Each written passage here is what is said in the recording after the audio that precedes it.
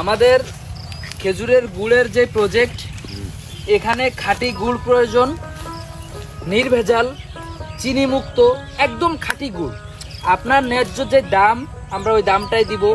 মানুষ যে ন্যায্য দামে কিনবে ওই দামেই কিনবে, কিন্তু এখানে কোনো খাঁটি পাবে না, এই মানে খাঁটি গুড় পাবে। আর সব থেকে বড় কথা হচ্ছে যশোরের গুড়ের প্রতি একটা মানুষের আস্থা। এই যশোরের এই আস্থার জায়গা থেকেই কিন্তু আমি আমার ফেসবুক পেজে আমি মানুষের কাছ থেকে আমি সবাইরে বলে রাখছি যে আমি খাঁটি গুড় এক চুল পরিমাণ, কারণ আমাদের মরতে হবে, আমরা এক চুল পরিমাণ ভেজাল আপনাদেরকে দিব না। আমরা আপনাদেরকে যে গুড় দিব এটা খাওয়ার পরে আপনারা অরিজিনাল খাঁটি যে স্বাদ সেটাই পাবেন। আমরা পাটালি বানাবো, আমরা দানা গুড়, আমরা এমনি সমস্ত গুড় আমরা এইভাবেই সারা বাংলাদেশে। আমার কাছে কথা না, আমার কাছে কথা হয়েছে আমার জীবনে কোনোদিন চিনি মেশায়নি। কিভাবে চিনি মেশাতে এটা জানিও না।